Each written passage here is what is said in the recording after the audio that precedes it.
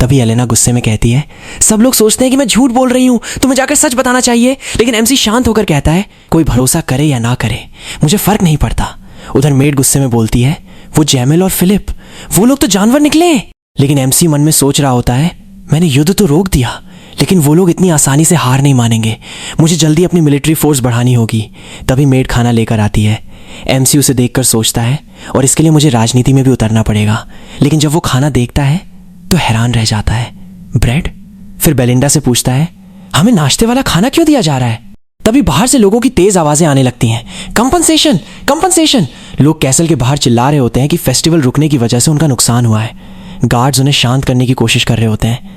MC खिड़की से बाहर देखकर पूछता है, ये सब क्या हो रहा है? तब बेलिंडा बताती है, हमारी कंट्री पूरी तरह फेस्टिवल की कमाई पर टिकी है।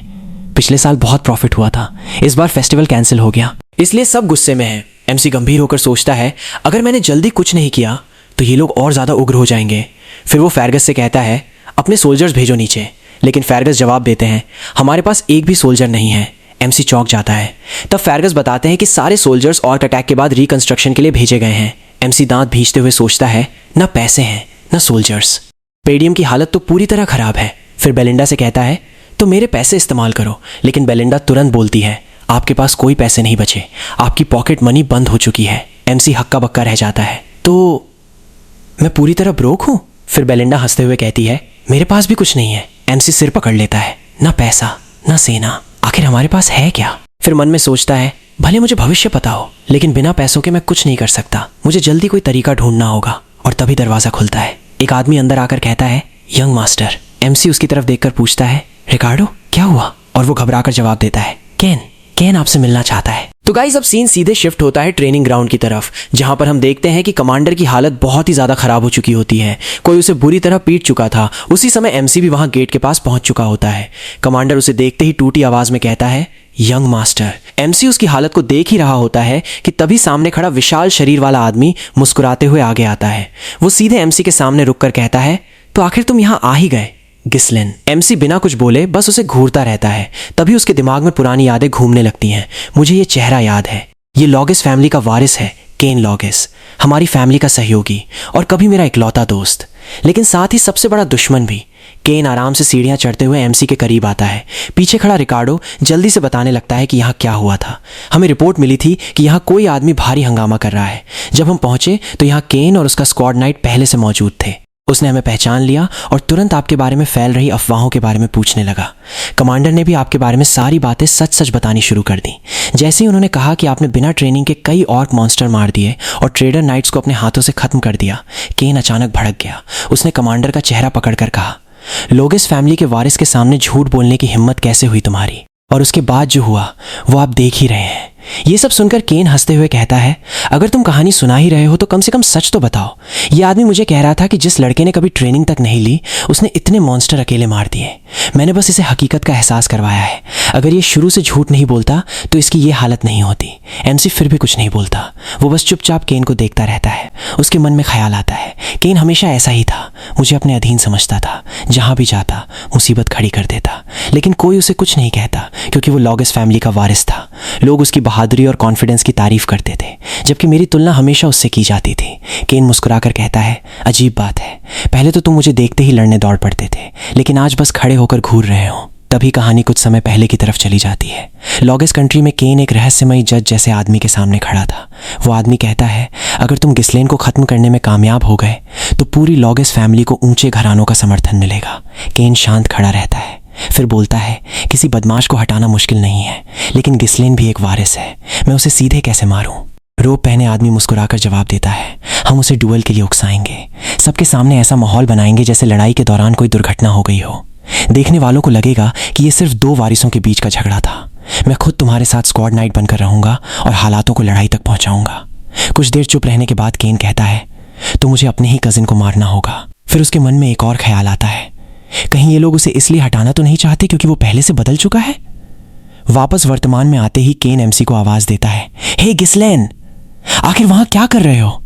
एमसी उसकी तरफ देखकर पूछता है, क्या मतलब? केन सीढ़ियों पर बैठते हुए कहता है, मैं यहां आया हूं तो जल्दी से सारी तैयारी करो। एमसी पूछता है, किस चीज की तैयारी? केन हंसकर जवाब देता है, सुना है फेस्टिवल बीच में बंद हो गया, चलो थोड़ा मजा करते हैं। जब भी मैं यहाँ आता हूँ तुम हमेशा लड़कियाँ और शराब का इंतजाम करते हो, क्या मैं गलत कह रहा हूँ? मेरे दोस्त। एमसी के दिमाग में पुरानी बातें घूम जाती हैं। ये हर बार मुझसे यही सब करवाता था, मैं सिर्फ इसकी मार से बचने के लिए मान जाता था, लेकिन अब नहीं। उसे ब्लिंडा की कही बात भी याद आती है, लॉर्ड ने तुम्हें पैसे भेजना बंद कर दिया है क्योंकि तुम लगातार उन्हें बर्बाद करते रहते हो। तभी एमसी के चेहरे पर मुस्कान आती है, तो ये था मेरे पैसों का असली गड्ढा। उधर केन चिल्लाता है, गिस्लेन सुन भी रहे हो या नहीं, जल्दी से सब लेकर आओ। एमसी शांत स्वर में कहता है, हाँ मैं सब लेकर आ सकता हूँ, लेकिन पहले तुम मेरा कर्ज चुका दो। ये सुनते ही सब लोग चौंक जाते हैं। केन भौहें सिकोड़कर पूछता है, कर्ज? कौन सा कर्ज? एमसी कहता है, इतने समय से जो भी तुम मांगते रहे उसका पैसा मैंने दिया, अब सब वापस चाहिए, ब्याज समेत कुल 1000 गोल्ड। केन की आंखें फैल जाती हैं। 1000 गोल्ड?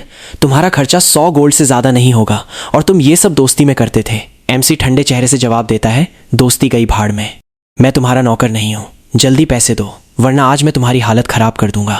उसकी बातें सुनकर चारों तरफ खड़े लोग दंग रह जाते हैं। रिकार्डो भी घबरा कर कहता है, यंग मास्टर आप आखिर कह क्या रहे हैं?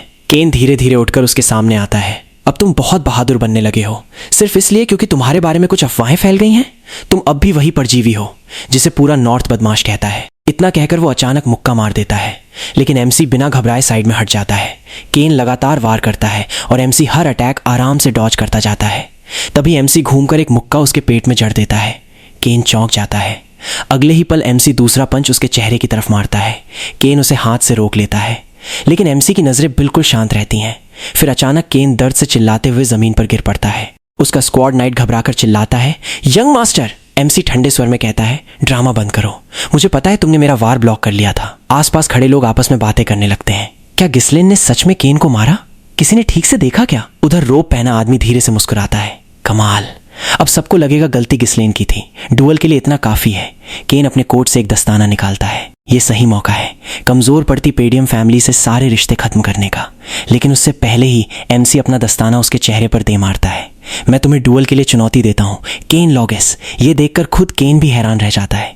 एमसी ऊंची आवाज में कहता है, तुमने एक वारिस की बेइज्जती की, मेरे कमांडर पर हमला किया और नोबल्स का सम्मान मिट्टी में मिलाया, अब पीछे तो नहीं हटोगे ना? कुछ पल चुप रहने के बाद केन हंस पड़ता है, मुझे पता था तुम बेवकूफ हो, लेकिन इतने बड़े मूर्ख हो गए ये नहीं सोचा था। ठीक है, मैं तुम्हारा डुअल स्वीकार करता हूँ, मर जाओ तो पछताना मत। एमसी मुस्कुराता है और तुरंत रिकार्डो को बुलाता है। कासल के बाहर जो सारे मर्चेंट्स बैठे हैं उन्हें यहाँ बुलाओ। रिकार्डो चौंक जाता है, क्या?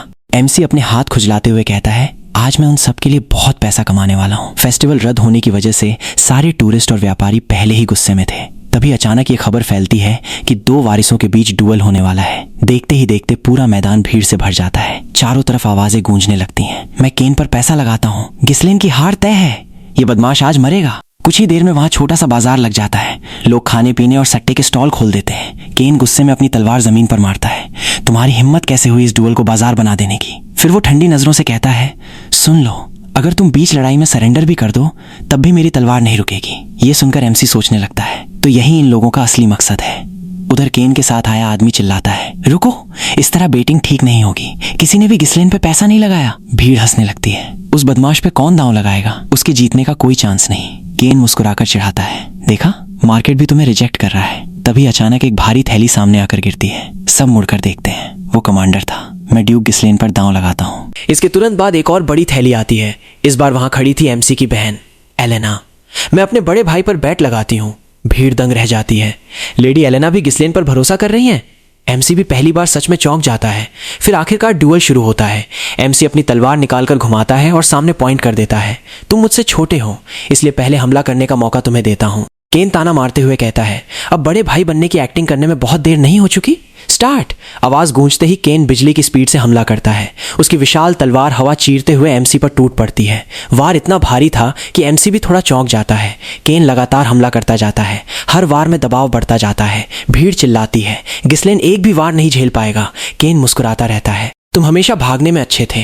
वो तलवार घुमाकर एमसी को ऊपर हवा में उछाल देता है। सबको लगता है लड़ाई खत्म हो गई, लेकिन अगले ही पल एमसी हवा में अपने शरीर को संभालकर दोबारा स्टेज पर उतर आता है। केन की आंखें फैल जाती हैं। एमसी गहरी सांस लेकर कहता है, तुम बहुत घमंडी हो, सिर्फ ताकत दिखाने से कोई सबसे मजबूत नहीं बन जाता। अब मैं तुम्हारी आंखें खोलूंगा। अगले ही पल वो केन की तलवार पर किक मारता है और हवा में घूमते हुए लगातार वार करने लगता है।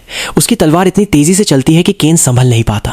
कुछ ही सेकंड में उसकी गर्दन और शरीर पर कई कट लग जाते हैं। भीड़ दंग रह जाती है। गिसलेन सच में बदल गया है, कहीं वो जीतने वाला तो नहीं? केन अपने घावों को देखकर सोचता है, ये सारे कट जानलेवा नहीं है। वो चाहता तो मुझे गंभीर चोट पहुंचा सकता था। तभी एमसी अपनी तलवार फेंक देता है। इतने छोटे स्किल गैप के साथ अच्छी एंटरटेनमेंट नहीं मिलती। अब मैं निहत्थे लड़ूंगा। ये सुनकर केन का चेहरा गुस्से से लाल हो जाता है। एमसी अपनी आस्तीन ऊपर चढ़ाते हुए कहता है, चलो हैंड टू हैंड फाइट करते हैं, और साथ में मैं 2000 गोल्ड की और बेट लगाता हूँ। भीड़ फिर शोर मचाने लगती है। केन हंस पड़ता है, तुम मुझे खाली हाथ हराओगे? लेकिन अगले ही पल वो खुद तलवार उठाकर कहता है, मैं तो तलवार ही इस्तेमाल करूंगा। एमसी हल्की मुस्कान के साथ कहता है, जैसा सोचा था, तुम्हें समझाने के लिए मेरे मुक्के ही काफी होंगे। केन तेजी से हमला करता है। एमसी बॉक्सिंग स्टांस लेकर उसके बीच घुस जाता है। पहले उसके पैर पर मुक्का, फिर अगले ही पल नीचे से सीधा अपरकट उसके चेहरे पर। धड़ाम! केन घुटनों पर गिर जाता है। उसके मुंह से खून टपकने लगता है। भीड़ चिल्ला उठती है, क्या जबरदस्त पंच था, गिसलेन सच में जीत सकता है। एमसी ठंडी आवाज में कहता है, उठो, मैंने अभी शुरू भी नहीं किया। इसके बाद केन पागलों की तरह लगातार तलवार घुमाने लगता है, लेकिन एमसी हर वार बचाते हुए उसके हाथ पकड़ लेता है, उन्हें मोड़ देता है और फिर मुक्कों की बारिश शुरू कर देता है, एक के बाद एक, लगातार, बिना रुके। इतने घूंसे पड़ते हैं कि केन का चेहरा पहचान में नहीं आता। आखिरकार वो पूरी तरह टूटकर जमीन पर गिर जाता है। एमसी उसके बाल पकड़कर कहता है, मुझे तुम्हारे पिता पर दया आती है। काउंट लॉगेस ने हमारी फैमिली की मदद की थी क्योंकि वो मेरे पिता के दोस्त थे, लेकिन उनका बेटा केन की आंखों में पुरानी यादें घूम जाती हैं। उसे अपने पिता की आवाज याद आती है। हम पेडियम फैमिली की मदद इसलिए करते हैं क्योंकि दोस्ती सिर्फ फायदे के लिए नहीं होती। वर्तमान में वापस आकर केन देखता है कि एमसी का आखिरी मुक्का उसके चेहरे से कुछ इंच दूर रुक गया है। एमसी धीरे से कहता है, लगता है अब तुमने काफी कुछ सीख लिया है। फिर वो अपना हाथ उसकी तरफ बढ़ा देता है, चलो अब उठ जाओ।